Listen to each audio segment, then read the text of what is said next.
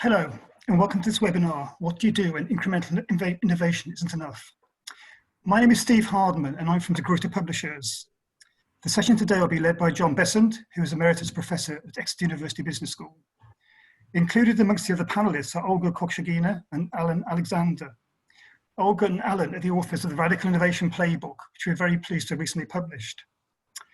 Before I hand over to John, I'd like to say just a few words about De Gruyter. De Gruyter is based in Berlin and is one of the oldest independent publishers in Germany, with a history dating back more than 270 years.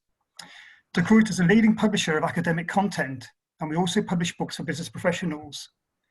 In total, we publish more than 1,300 new books each year, and we also publish journals and digital products. As I mentioned, we're very pleased to publish Olga and Alan's book, and if you'd like to buy a copy, you can do so from degruyter.com or from your usual bookseller. So that is the end of the commercial, and I'll now hand over to John. Lovely. Well, thanks, Steve, and welcome everyone to our webinar. Looking forward to what I hope will be a fun and a fascinating conversation about a rather important topic. Let me perhaps first just orientate ourselves, and then we're going to open up the conversation. But I'd like you to imagine, if you are, that we're now trying to walk across a tightrope. And right below us is a canyon with lots of rocks and surging water. We're really struggling to balance on this tightrope. That's the challenge of innovation. It's very much about doing new things, so there's risk in there anyway, but our tightrope is trying to balance the things that we know about and we can accumulate and play fairly safe with, doing what we do better, but also being prepared to take some bigger steps, take some bigger risks in order to help us move forward. So these have various different labels: exploit and explore. For me, do better, do different, but also the one that's been the sort of challenge in the title of this webinar, incremental and radical innovation.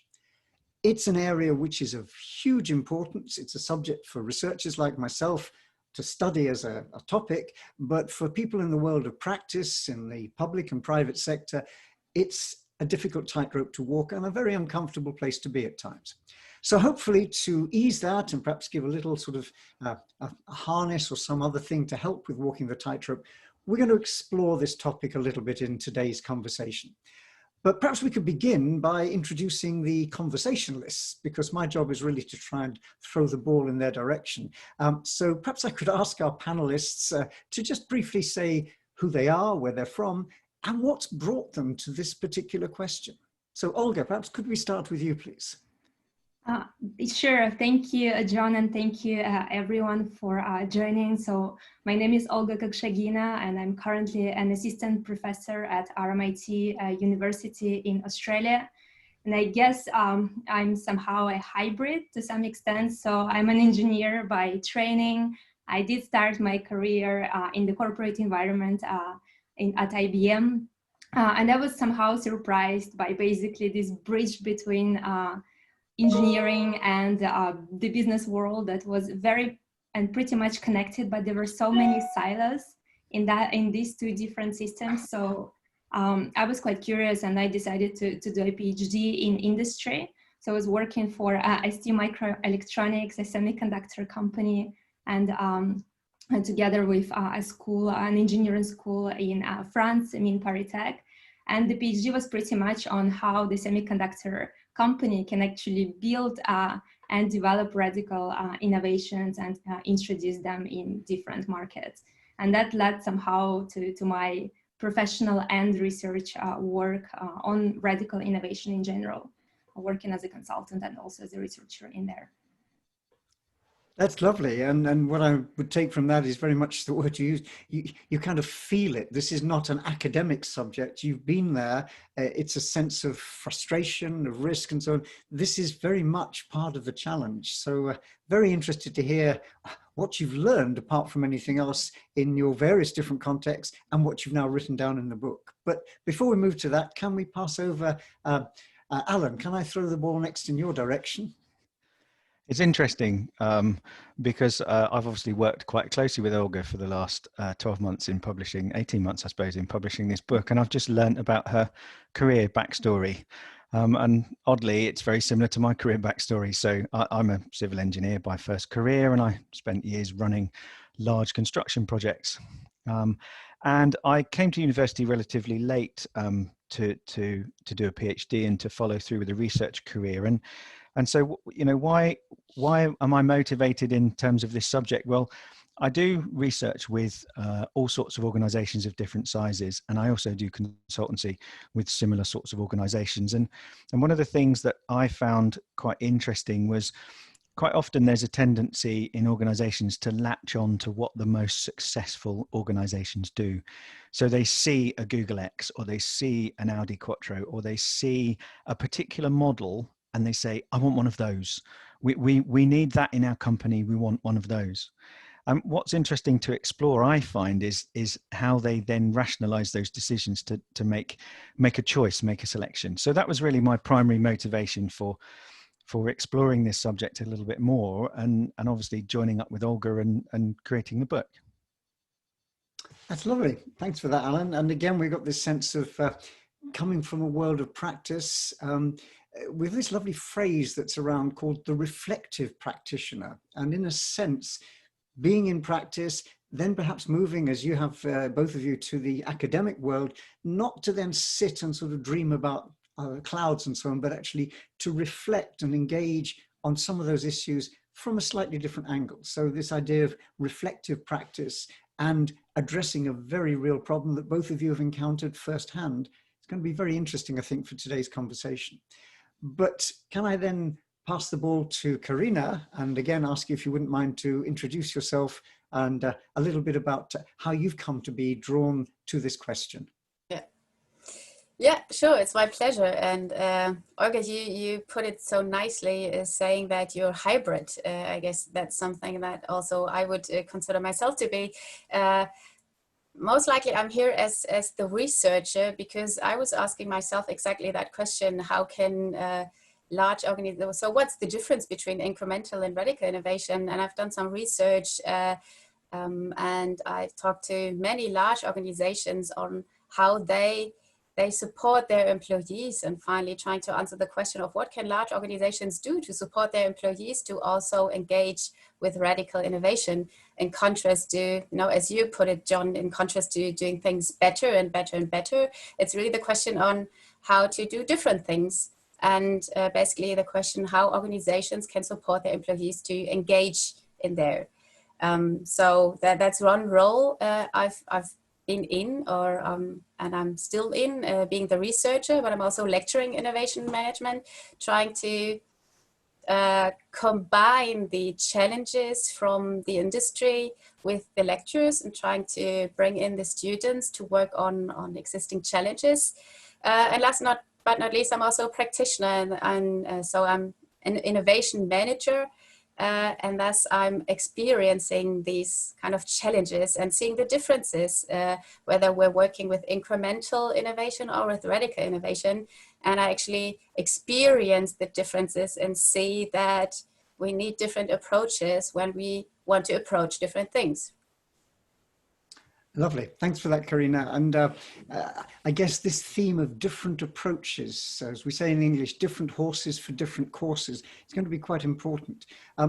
One of the joys of this Zoom world that we're all unfortunately having to inhabit because of this wretched virus, but one of the good things is you get a chat box, and the chat box gives you some sense of what the audience are thinking, rather than trying to deduce faces. And Brian Cassidy, thank you, Brian, nice to see you. Brian very helpfully has thrown the question up that I was going to ask anyway, so I'll use his question. What's it all about? In particular, what is this radical innovation thing? Perhaps could you define that a little more in terms of what we're looking at? Because we've said what's wrong with incremental innovation, we're implying we need radical. What do you mean by radical innovation? Could you put a bit more flesh on those bones? Let's go back to you first, Olga, and then we'll take it round. Yeah, sure. And this is a great question, and I think we all kind of expected it today. I mean, I would start somehow before radical with somehow what companies do. And what we see is we all know that companies are optimized to improve the core of the business. And we know that incremental is very important to ensure that we continuously improve our capacity to do what we do best. But radical for me is actually something which is new, it's novel, it can be breakthrough, and I don't want to distinguish radical from breakthrough or from major innovation here, but it's more how do we shift something that we know we can do best in order to introduce something new, develop new dynamic capabilities that might be important for our companies in the future. And for me, radical represents all these shifts, whether it will be a business model, a new type of value, a new product, a new market, a new even process within the organization. And I will even put on top of that, even the organizational structure. The creation of the organization itself can be radical to some extent. So how can we shift these capabilities in order to introduce novel things within the organization? And I'll stop here. Yeah. That's lovely. That's a useful working definition, and we've got quite a few elements there. Alan, would you like to add something to that? I think if I'm going to follow Olga's questions each time, I'm going to have to come up with some slightly different answers. I'll mix you up. So Olga's pretty succinctly put it into context or defined it for me. So it's new, it's novel, it's do different. And we have a question from I've seen pop up in the chat box, which asks me to put this into the context of the circular economy. And I think if I do that very quickly, it might help with the definition. So for me, we currently operate in a linear economy, and we are going to be forced due to resource shortages in one way or another to explore doing things quite differently. And the circular economy is a context where really we're going to need to do things quite radically different. We're going to need to produce new products and services that are entirely mindful of the impact they have on the planet, the impact they have on society, the impact they have on the economy, and hopefully in equal measure. So really, if we think about a transition, then perhaps do better, perhaps more incremental content fits quite nicely with our transitions, but we need to be focusing more on transformational innovations that change into products and services that lock into this kind of circular economy. So I hope that was okay, John. I pinched a bit out of the chat and tried to lock it down into a context, but only because Olga did such a beautiful job of the definitions that we've included in our book. No, that's lovely. And this is a conversation. I tried to pitch it that way at the beginning. This is hopefully not a lecture, because I suspect most people will fall asleep after a broadcast of 45 minutes or so. So please, other people in the audience, do put your questions in the chat and we'll try and move the conversation around. But perhaps I could just draw from that particularly the sense that we're very often these days confronted with situations where more of the same isn't enough. We've got a crisis right now with the virus. That's clearly pushed us. The sustainability issue has by no means gone away. We're, if you read some articles, in a very perilous position. My own research is very much with the humanitarian sector, and what goes on there is crisis. Natural and man-made disasters force us to do innovation. We have to do things to solve problems. And very often the existing repertoire of things we might have done in the past isn't available. So more of the same just isn't possible. So in a sense, developing that facility, whatever sector we're in, whether public or private, big or small, that's a real skill in innovation management. So I think that's very much the space we want to move into in this discussion. Perhaps, Carina, we could draw you in here, you've got multiple hats. Obviously, you've been working in industry as an innovation manager, but you're also a researcher looking at some of these core questions. What's your take on the question of what is radical innovation? Right, so let me take, I always try to consider which hat to choose when answering the question. So I guess Olga and Ellen, you've been working with this more, let's say, from a literature perspective, or how to define it in literature and stuff, but taking the organizational hat and how we approach things, then all the Germans, if they're Germans in the call, you might know something like betriebliches Vorschlagswesen, right? It's something like a question that we ask ourselves, how to make things better and how to improve existing things, existing services and existing products. It's all about incremental innovation. And therefore we have certain processes and we know how to approach them and we know how to involve the employees and ask them, hey, you do know the products, you do know the service, how to make it better. Since you have the experience and you're out there with the customer, let's do it better. And therefore, we have had existing processes, and we've been skilled in involving the employees to answer that question. But then we realized that not all the questions can be answered. For example, if you improve certain things in a project, you might say, if we change this and this, we might increase sales. And that's the return on investment after a certain point in time. Or if we reduce this aspect of a product, we can actually save that amount of money. And therefore, that we knew of whether it makes sense to invest in changes or not. And at some point in time, we faced questions when we didn't have the answer because we didn't know whether we want to invest in certain projects. We didn't know whether the project or the product doesn't make sense to be put on the market. So there we are. It's more radical. We had you face questions that you cannot answer, and therefore you need to have new approaches. So rather than only approaching the incremental and radical perspective from the technological question, bringing in new technologies or new customer bases, business models, it's also about how to approach these things, and can you actually answer the questions with the material you have, or do you have to have new approaches and new, let's say, experimental ways to come up with something new? Yeah, lovely. And I think that nicely sort of frames the issue.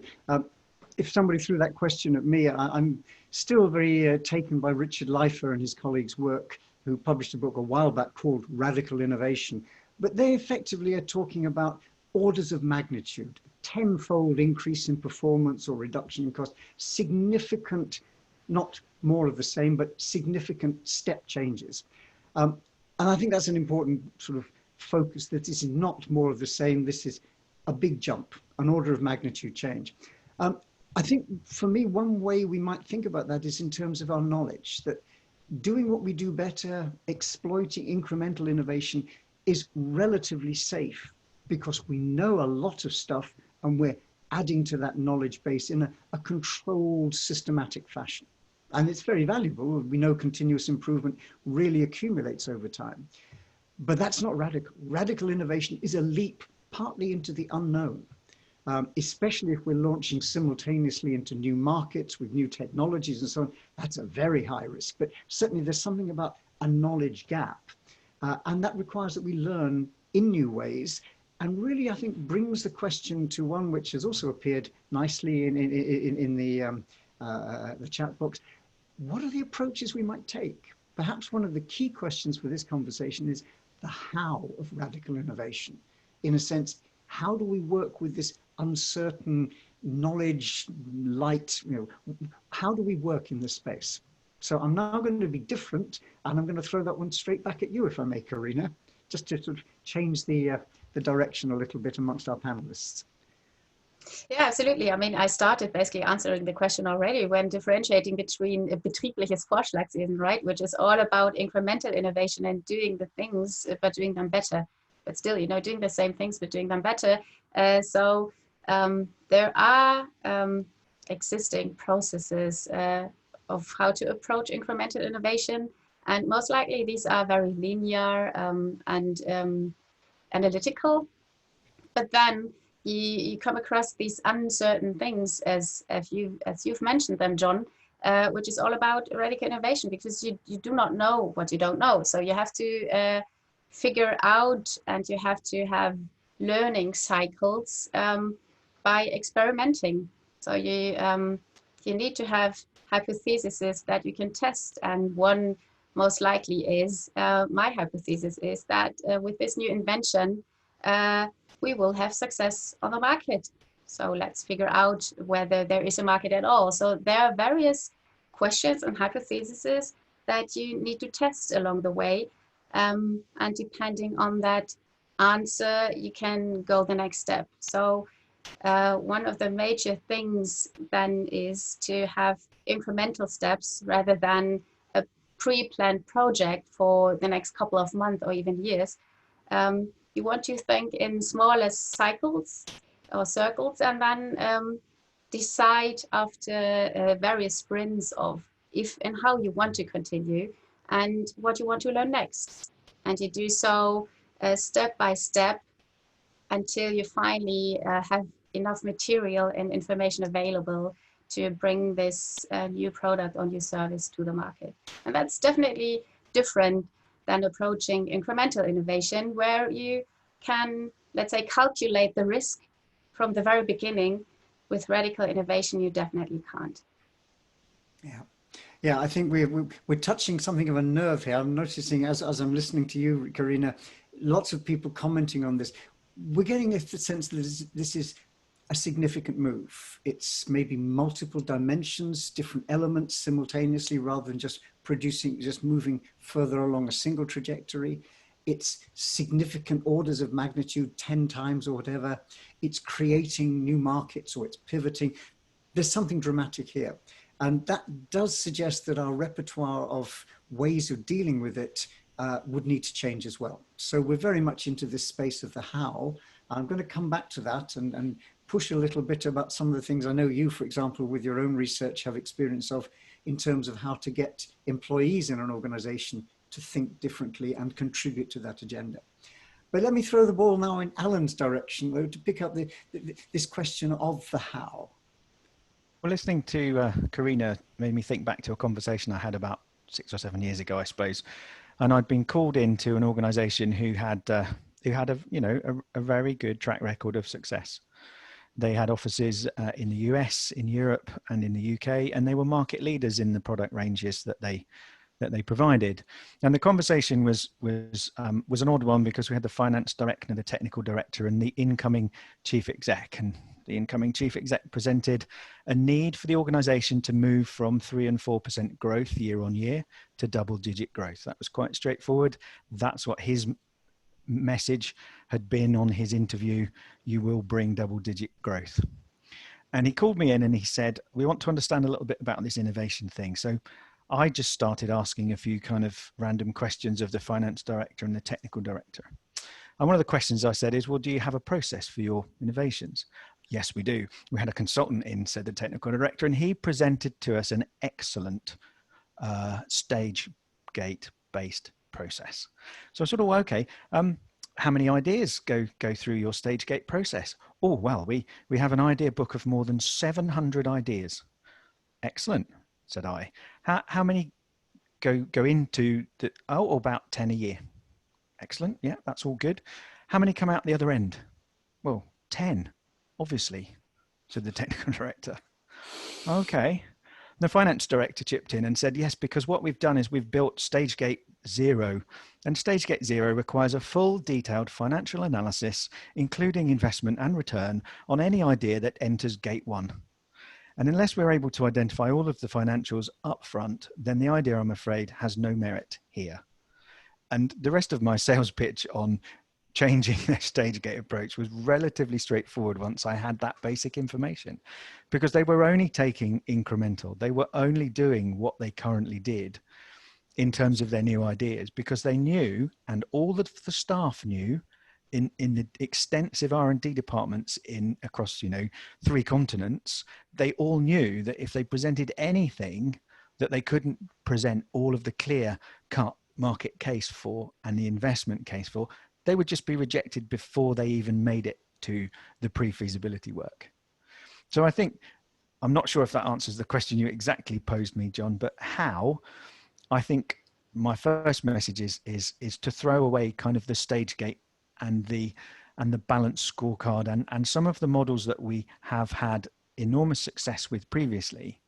Because one of the things they do, whilst provide rigor and they provide standardization and they're important, they do stifle this idea that you can do different forwards. So I guess, just to be clear, I'm not suggesting we throw them away. Maybe let me change my language, but we have to position them such that they don't dominate.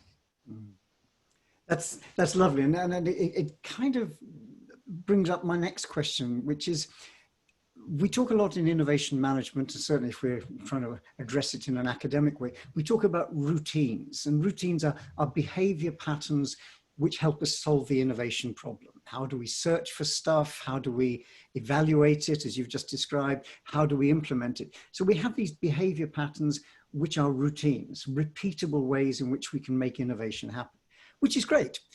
The risk, of course, is routines can quickly become ruts.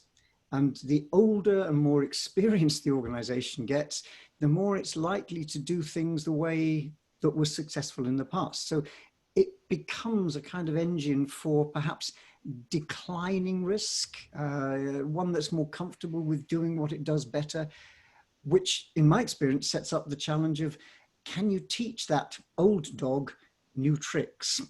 And I've been involved in many organizations where that's been the challenge, that there's a sense of we ought to do something different. We ought to have this capacity to think out of the box, to work out of the box, to do the different stuff. But actually, we're very comfortable in the box and it's kind of hard to break out. So there's a tension. And in your introductions, you in different ways described how you'd felt that tension, which has led us to here today. So I wonder if we could talk a little bit more, particularly about the established organization. You know, you could argue that for the newcomer, life is radical, life is totally high risk and so on. But for the comfortable organization doing all right today, how do we make them, or how might they work in different ways? Not throwing away the things that worked in the past, but as you've just suggested, Alan, doing another set of things in parallel with that. I wonder if you have any thoughts on that. Olga, perhaps you could throw something in our direction there. Sure, and very valid points. I think just to build a little bit on habits, routines, out of the box thinking, all of that is important, especially how do you shift from, we've created these organizations to actually create these habits, establish these routines to be as efficient as possible to conduct the business. And we don't want to destroy them, right? We do want to continue exploiting these things until they work. But at the same time, if we're talking about established organizations, we do have to think, okay, how do we actually shift some processes, some products that we are working on? How do we organize something internally or perhaps even externally to prepare for the future? And it doesn't have to be that tomorrow you wake up and you change your entire organizations, but how do you identify within the organizational structure some divisions, units, or even some laboratories where you can start exploring these things? And here the point I'm trying to make is there is no one way of doing that. There is no one particular way of organizing these things, especially if you are coming from an established organization point of view with all the DNA and the competencies and capabilities that you've created over time. It's more, okay, how do I analyze where I am standing as an organization and try to implement these iterative processes that Alan was talking about and identify within which organizational structures you can actually make it happen. Should it be an R&D? And I think most of the established organizations started to implement innovation processes within the R&D structures of their company, perhaps shifting them to be a little bit more exploratory. Then we have the wave of innovation labs, corporate entrepreneurship centers, other organizational structures, skunk works for radical innovation, all sorts of things.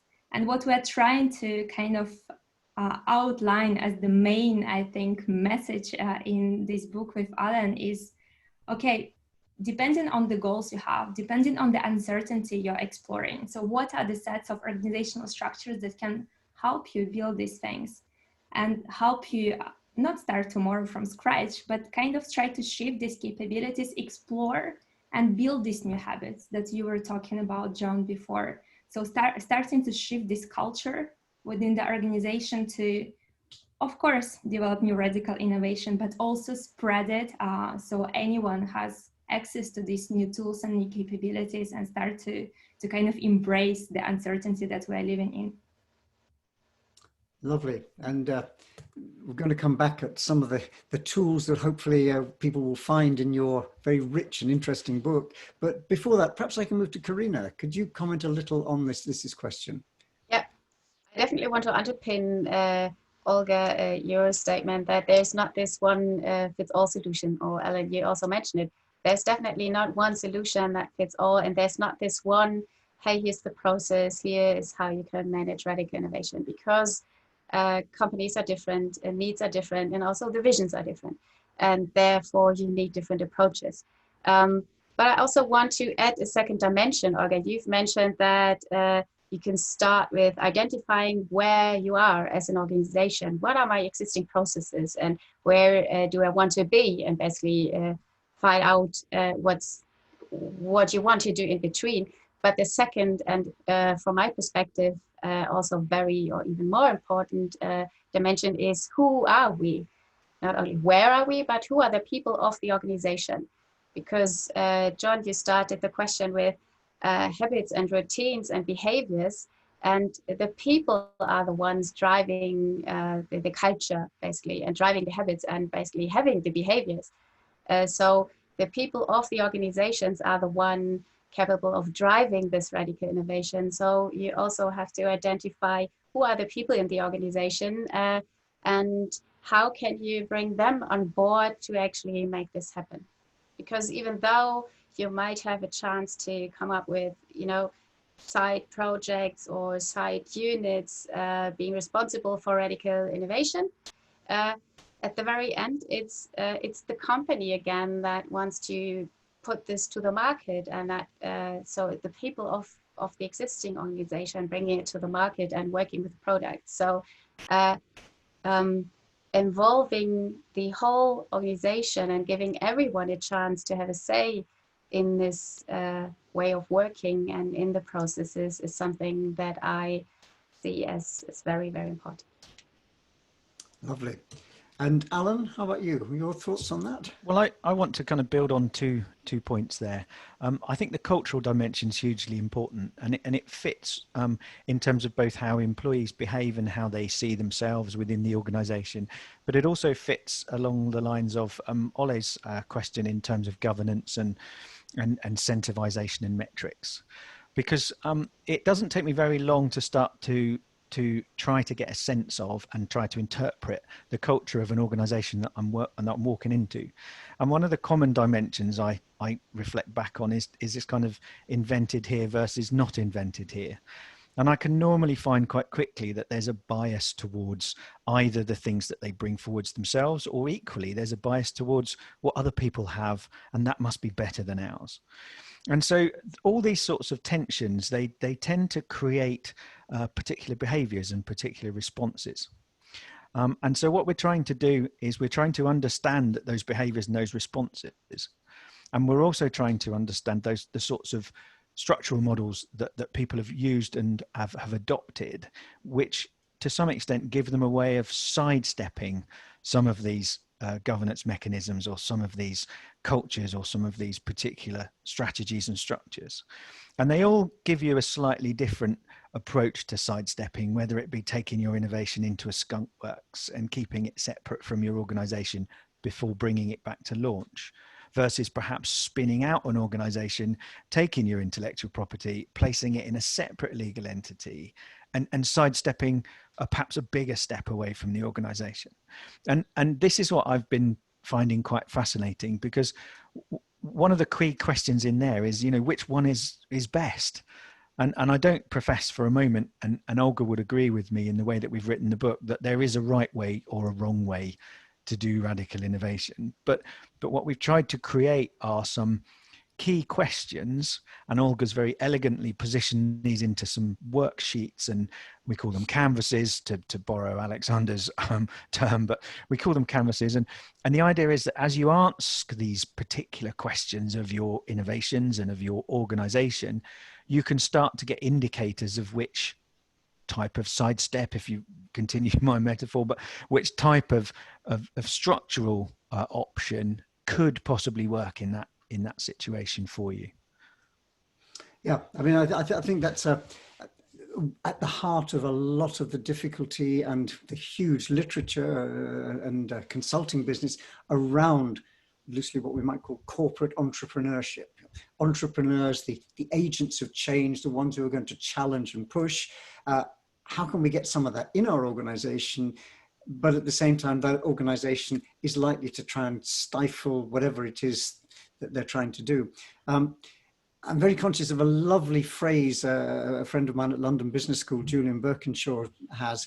He'd done a lot of research on various attempts companies had to set up such groups. And often they have lots of freedom to explore and perhaps budgets and a license to do all sorts of stuff. He said, mostly they have a short life, but a happy one. And I think that really captures it, because it's great fun to be in those bits of the organization, but it's not the mainstream. And probably what you're doing by being there is making a lot of rather jealous, not quite enemies, but certainly people who are not particularly interested in seeing you succeed. So whatever the vehicle, and I do take the point, I think it's well made, that there's not one magic bullet, there's a whole range of opportunities. But whatever it is structurally that emerges, there's a question which perhaps you could all three comment on about the connectivity back to the mainstream. After all, today's radical innovation will hopefully be tomorrow's mainstream that we are then continuously improving. So how do we manage the connectivity between the bit that's got the license to be and think and do radical and the rest? Carina, perhaps that was, I know, partly some of your focus in your research, so perhaps you could comment on that. Right.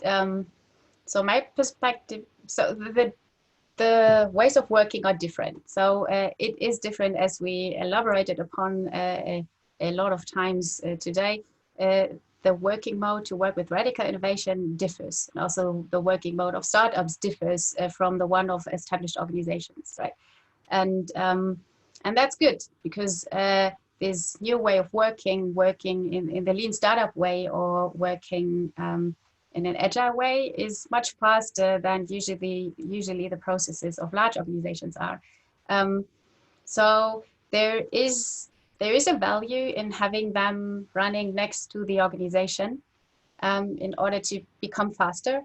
On the other hand, you want to take the learnings and bring this back to the company. So one thing that I think is very important is not having it next to the company only, but actually embed this whole way of working and make it part of the company already. So you want to set aside different ways of working and different even units maybe, or even venture teams, however you call them, in order to enable them to be faster and to, not necessarily stick to organizational routines and processes. On the other hand, you should make sure that everybody in the established organization is having a say or is able to participate in order to learn from their way of working, in order to learn from their success stories. I don't know when's the best way to actually finally merge them. I'd say it does make sense to have them somehow working together from the very beginning. And you might do so by, having these corporate accelerators. You mentioned corporate entrepreneurship. I wouldn't touch them completely separately. I would try to have them involved somehow in the whole organizational setting in order to learn from each other. I don't know whether this answers the question, but maybe Olga, you're shaking your head. Olga, please go ahead. Of course, it does, and I completely agree with that. I would even start with initially, what's the ambition? Like, why are we doing it in the first place? And coming from, we see lots of organizations that invest and start to build these innovation structures without having a clear idea why are we actually doing it in the first place? And so I think the first part would be we need to clarify, is it about extending the existing business? Is it about disrupting it and preparing for the future? Is it about developing radically new technologies, or even sustaining existing business and we're coming back to incremental innovation? Or maybe all four and we're actually at the portfolio level. So we see a lot, and you mentioned, okay, we have these innovation structures, they're very happily living for a few years and then they're disappearing. Because for me, at least in my perspective, the ambition perhaps is not aligned with the resources or even the competencies that we put within these structures.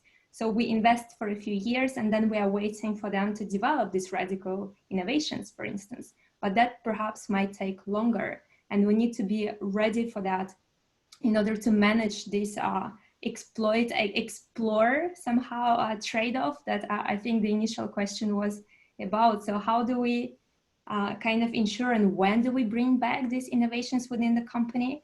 My answer to that would be sometimes we don't need to bring them back.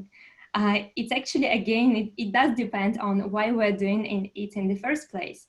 If we do want to renew our company, and as Carina was saying, if we want to kind of involve everyone to be part of that, of course you do want to do it perhaps internally, perhaps starting within the corporate internal accelerator or innovation department, and be as inclusive as possible. But if your initial purpose is not that, if your initial purpose is actually developing a spin-off or a venture that Ellen was mentioning, or even a totally new business, maybe you just partner with a company builder and basically invest with a company builder in order to test that innovative business model. And then you don't bring it back. You don't need to perhaps shift your company to explore that value. So what I'm trying to say is, what's your ambition? What are the resources that you're ready to put together to invest and explore this type of innovations? And are you ready to somehow protect and this exploration, and for how many years? And then depending on that and depending on the level of uncertainty that is involved, you can somehow pick which type of organizational structure you want to put together, or maybe how do you manage the complementarity between them, and then manage gradually the return back and the passing towards the exploitation within the company based on the projects that you explore. So on one by one basis. And I stop talking. Lovely, lovely. Alan, have you thoughts on that? Yeah, having gaps where other people talk means I can reflect. And so I've just taken my head off into two conversations that happened relatively soon, one after the other. One was with EDF, John, and you and I were there together. And the head of innovation for that particular business-to-business sales team said, we get the employees involved. They give us an idea. We give them a chocolate bar. And as a result, we just get ideas that reinforce things that make their life better. And then a couple of weeks later, I was sitting at Vodafone and listening to a discussion between the team that had been separated away from the main organization in order to bring forward more radical business-to-business sales models. And the discourse and the sheer and the sheer amazement from the operations director that they'd sold already to corporate clients content that the operations team had no hope of being able to deliver as tariffs. And they just said, our infrastructure on the ground, our networks, our masts, our power, none of that can satisfy the performance criteria you've put into these radical tariffs for your business customers. And the tensions between the two were quite interesting to reflect on. And what we've tried to do in the book is we've tried to chunk up the steps that you might take in the process and encourage people to come back in a sort of a diamond shape, a bit like the design thinking, kind of double diamond, where you move through a stage and you look at the structural vehicle that's best for that stage, but don't imagine that you have to stay in that structural vehicle. And what we see now with the invention of corporate accelerators, what we see with the ability to take on acceleration service provisions from outside organizations, is it's much easier to get in and out of these new models than it ever was when you needed to buy a tent and put it on a skunkworks site somewhere off on another location close to Lockheed Martin's original workshops. So the barriers to entry are lower. So you can, we believe, kind of hop in and hop out depending on the innovation and depending on your expectations of the degree of radicalness and whether your organization is likely to kill it off if you keep it close, or whether it will actually nurture it and move it on. We talk a little bit about the lovely phrase about the corporate immune system in an organization, which if it spots something that it doesn't recognize, it goes to work in the same way as our body's immune system by diffusing it and killing it off and stopping it. And that's what we're trying to to wrestle with that tension between it's something new and it's radical and therefore it's grounded in uncertainty. But when you bring something uncertain into a corporate landscape, the immune system kills it.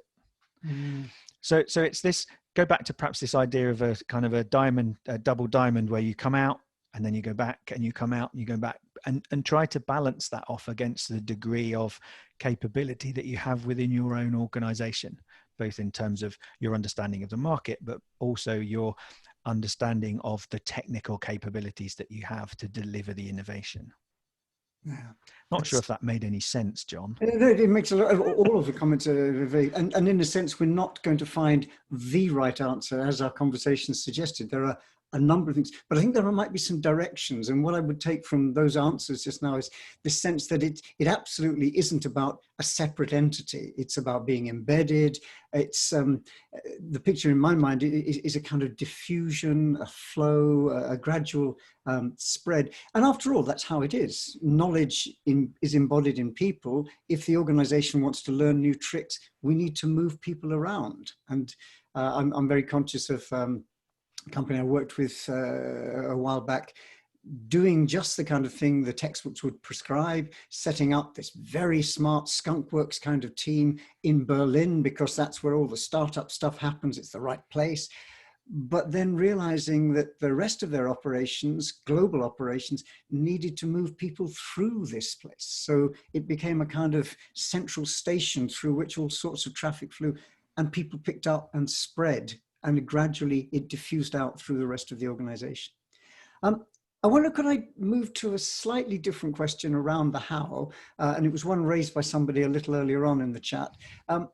Diversity. There's a real risk in radical innovation. Again, it goes back to this, we've always done it this way. People tend to, after a while, think in similar fashion. I remember a very long time back, I was involved with a Danish team, and they were setting up a radical innovation group to try and do the kinds of things we just talked about. And there was a wonderful conversation, because they looked around and thought, who should we have in our team? And they realized they all knew the same sorts of things. They knew about plastics technology, and particularly this was all about wound care, so they knew a lot about skin and all that stuff. And they said, the trouble is we're all coming from the same kind of direction. What we need is a rocket scientist. And they got one. They literally went out and hired somebody with a PhD in astrophysics. So as far away from their world as you could imagine, with the deliberate intent of bringing in a new way of thinking, new knowledge networks, new questions, a rather naive approach to their business, because for him it was completely new. It was a kind of deliberate diversity to try and get more radical thinking, or to seed more radical thinking. So I wonder if you could comment on the potential role which diversity might play, and perhaps explicit strategies that try and get diversity to try and stimulate radical innovation. Olga, perhaps could you pick that one up to begin with? Yeah, sure. And I mean, I love your comment about diversity, and I'm a big believer in that to some extent, because and diversity can exist already within an organization. I mean, look, we are talking today at least about these large established organizations that have so many different competencies and divisions and specialties that already, if you bring them all together around one table to discuss one particular challenge, you actually will see so many different definitions. Like, I remember once I had to do a workshop on smart grid, and everyone was like, yeah, it's a workshop on smart grid. And we spent the entire day with 20 different people from the same organization to define what do we actually mean by a smart grid. And basically, and once you've done it, then the idea, of course, you don't have to somehow just stay within the framework and the boundaries of one particular firm. But once you actually outline, how do we see one particular concept or idea from different perspectives, in particular, if you have experience within the firm, how do you then gradually bring expertise from other domains that might actually help you perhaps identify some of the biases in your own thinking, or things that you haven't changed for a while within your company. For instance, like if you do a cost optimization in a certain way, maybe you can actually go in a totally different industry or sector, or invite an expert in there to bring him or her at some point to help you kind of shift this type of thinking. What I would do carefully while doing that is you need to kind of steer that process. You can't just mix people internally and externally coming from many different disciplines, but you need to first outline, okay, what do we have in here? What are the biases that we want to discuss? Why we are actually looking for some of the people outside and how they can actually help us with. And I mean, I can just cite the engineering school I've done a PhD, my PhD with in France. They've developed this method that we used quite a lot called concept knowledge theory. And basically it does help you to structure that kind of thinking to see, okay, what are the biases, which kind of external knowledge we need at every different level, and how can it help us somehow to identify new, you can call them blue ocean areas, so we can bring and kind of, as you were saying, bring an expert from a different area to actually reimagine the way we see smart grid or something else. Yeah. Lovely, lovely. Carina, how about you? Diversity. Yeah, very important topic. And I'd like to bring this one back to Ellen's story of the team selling the innovation, which was obviously highly successful, and then the IT guys realized that there's no way, or whoever the team was, operations, realized that there's no way actually of bringing this to the market at all. And how did this happen? I mean, if you have a team of only visionaries or sales guys or marketing experts in a team, they can definitely come up with something which is absolutely radical and totally new for a whole new market, and they are definitely capable of selling this.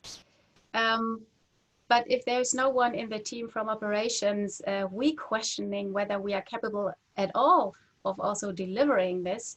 You know, remember what is innovation? Innovation is not only the invention, but also if there is a need, you need to fulfill, and you need to have the market, and you need to be technical feasible, bringing this to the market. So this brings us two different perspectives you have to have in a team in order to make sure that the idea that you have finally can become an innovation at all. And if you only have these three perspectives, you definitely want to embed many different perspectives in the team to have the also controversial discussions about making this become true or not before you have it on the market, and not realizing all these controversies when it's too late, right? So you want to embrace discussion throughout the development process, in order to get the important questions and to have a chance to answer them while you're still in the development process. Yeah, lovely. And Alan, diversity to you. So as a headline, I would subscribe entirely to having diverse and varied teams. But as a pragmatist, I know that, you know, had I a twin brother, and if he was sitting next to me, I'd be confident that our collective output would be 2. And all of the time I bring someone in who's slightly different to me, who has different opinions and attitudes, capability sets, cultural traits, backgrounds, you name it, that opportunity, that switching cost, that boot up time, that internal management cost of coordinating goes up. So I want to say that I would entirely encourage every organization to build the most diverse team that they possibly can. But then I know that when organizations are under pressure to deliver, and we're all currently under pressure to deliver, then it's much, much easier to work with somebody who is like you. So I think my response is that there's a tension here around diversity in an organizational context. And there is no right or wrong answer to the level of diversity. I know that when I work with people who aren't like me, the outcomes are very different, and more often than not, the outcomes are far more rewarding than I would have achieved on my own. But when you put me under pressure, I'd much rather have 2 of me to deliver the same amount of content. So it's that tension, John. I'm sorry, it's not really a good answer, is it? But it's an answer that reflects this kind of degree of tension that I see in those decisions within organizations. Lovely. I started when I was introducing the conversation with the metaphor of a tightrope walker, and I'm going to return to that. I've been trying to walk the tightrope of balancing what's been, for me, a fascinating conversation, and I suspect, to judge by the chat questions, for many of you as well. But we're trying to balance that against the clock, and we are coming towards the end of our allotted time. So maybe I could just throw one general question in. I know there are several that have come up in the box, not least the vision thing. How important is vision? And some of the questions still about the actual processes to enable all this to happen. But perhaps I could just give you 2 minutes maximum each, and I shall try and bang the gong or throw something at you metaphorically. If you're trying to distill your thoughts about how to enable radical innovation, what is the most important 1 or 2 things you'd put on your shopping list? Perhaps we could start again with you, Olga. Yeah, sure. Well, I think when you, like, there are so many important things that you can say now. So I'm trying to kind of identify two in my head. Yeah, well, when you work on radical innovation, and we did talk a lot about uncertainty and different organizational structures that you can use, but also try to every time see, why is it radical? And why do you think it has a potential to be radical? And while you identify this, how, what, why, is it on the business model side or a product or technology, try to see, okay, based on this potential radicalness, how can you then see what would be the best place somehow to explore the potential of this idea, or even kill it as fast as possible. You don't want to spend too much time on basically exploring something that doesn't have a potential. So how can you somehow identify that core element or the value of that thing that can perhaps even change in the future, but at least you're sure that you're going in the right direction. And this right direction, I mean, we did say, I mean, it will be impossible to understand and know that it's actually the one, but try to every time think how, like, what are the learnings? How do you structure them to see that, okay, I'm exploring this, and I'm not just exploring because I believe in that, and every time I present it to my existing clients, they will say, of course we'll love it. But I mean, they can be biased in the way they evaluate your ideas. So try to identify, what are you testing? Why are you developing that? Which kind of learnings, and how they help you to somehow stay on track. So data and learnings are very important, and we always forget about them. And then the second point, I think we haven't touched upon that today, is try to think within the phases. I mean, it's not iterative, we did cover that, but are you still at the discovery phase, or are you at the exploration phase somehow, or are you leaning towards more acceleration or lensing zone of your idea already? And then depending on where you are, the tools, the methods, the competencies, the skills that you would need, or even the organizational structures might shift. So try to think in phases and connections to that, and also try to collect as much data and learning as possible. Lovely. Thank you for that. I know there are many others, but I'm trying to cut you down. Carina, again, any thoughts? Yeah, so your question was, like, if you have two items in your shopping list, which would this be? And my first one it would be the lean startup process. Like, learn from the startup way of working, be visionary, have the customer in mind, be iterative, test your hypotheses. Kind of all this way of working needs to be in the shopping list in order to be successful with innovation implementation. And the next one would be something, as you definitely know, John, is everything around high involvement innovation, like involving the employees in all these kind of things, enable them to learn from this new way of working, and involve them that they can be part of it, and they can adapt this way of working even to non-innovation processes, because so many aspects like customer centricity and being iterative and agile can be learned from the lean startup process, even though you might not necessarily work with innovation on a daily basis. That's lovely. And yes, very much dear to my heart. I think there's a real challenge to us to engage many more people in the job of being radical entrepreneurs. And we've got lots of people who could do that task in our organizations. Thank you. And Alan, last word or words to you. You said I needed to put 2 things in my shopping basket. Mm-hmm. I'm going to put 2 t-shirts. On the first is written, "Love uncertainty, live with it." And then in brackets, you can have, "but reduce it using incremental approaches as you progress through the innovation funnel," close brackets. And the second t-shirt says, "Failure's okay, embrace it, learn from it."